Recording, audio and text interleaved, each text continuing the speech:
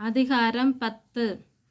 பலமுள்ள வேறொரு தூதன் எங்கிருந்து இறங்கி வர கண்டார். வானத்திலிருந்து. மேகம் யாரை சூழ்ந்திருந்தது? பலமுள்ள தூதனை. யாருடைய சிரசின் மேல் வானவில் இருந்தது? பலமுள்ள தூதனுடைய. யாருடைய முகம் சூரியனைப் போல இருந்தது? பலமுள்ள தூதனுடைய. யாருடைய கால்கள் அக்கினி ஸ்தம்பம் போல இருந்தது? பலமுள்ள தூதனுடைய. திறக்கப்பட்ட ஒரு சிறு புஸ்தகம் யாருடைய கையில் இருந்தது? பலமுள்ள தூதனுடைய. பலமுள்ள தூதன் தன் வலது பாதத்தை எதன் மேல் வைத்தார்? சமுத்திரத்தின் மேல். பலமுள்ள தூதன் தன் இடது பாதத்தை எதன் மேல் வைத்தான்? பூமியின் மேல். சிங்கம் கெர்ச்சிக்கிறது போல் மகா சத்தமாய் ஆர்ப்பரித்தது யார்? பலமுள்ள தூதன். பலமுள்ள தூதன் ஆர்ப்பரித்த போது எவைகள் சத்தமிட்டு முழங்கின? 7 இடிகள். எப்போது நான் எழுத வேண்டுமென்றிருந்தேன் என்று யோவான் கூறுகிறார். 7 இடிகளும் தங்கள் சத்தத்தை முழங்கின போது.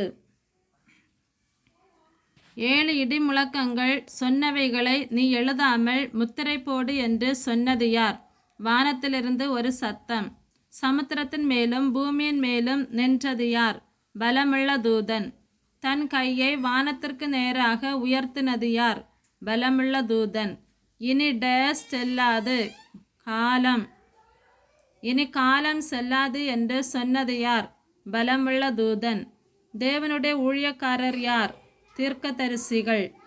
எப்போது தேவ ரகசியம் நிறைவேறும் என்று பலமுள்ள தூதன் சொன்னான்?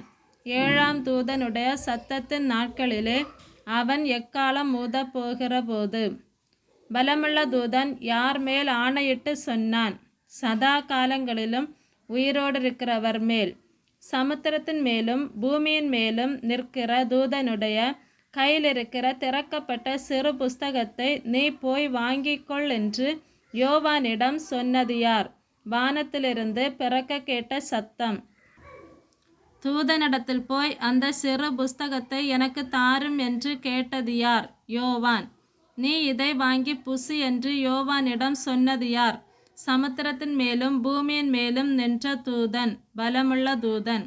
இது உன் வயிற்றுக்கு கசப்பாயிருக்கும், உன் வாய்க்கு இது தேனைப் போல மதுரமாயிருக்கும் என்று யோவானிடம் சொன்னது யார்? சமுத்திரத்தின் மேலும் பூமியின் மேலும் நின்ற தூதன். யோவான் அந்த சிறு புஸ்தகத்தை வாங்கி புசித்தபோது வாய்க்கு எப்படி இருந்தது? தேனைப் போல மதுரமாயிருந்தது. யோவான் அந்த சிறு புஸ்தகத்தை வாங்கி புசித்ததும் வயிறு என்னவாயிற்று? கசப்பாயிற்று. நீ மறுபடியும் அநேக ஜனங்களையும் ஜாதிகளையும் பாஷைக்காரரையும் ராஜாக்களையும் குறித்து தீர்க்கதரிசனம் சொல்ல வேண்டும் என்று தூதன் யாரிடம் சொன்னான்? யோவானிடம். இந்த வீடியோ உங்களுக்கு பிடிச்சிருந்தா சப்ஸ்கிரைப் பண்ணுங்கள், லைக் பண்ணுங்கள், ஷேர் பண்ணுங்கள். தேங்க்யூ.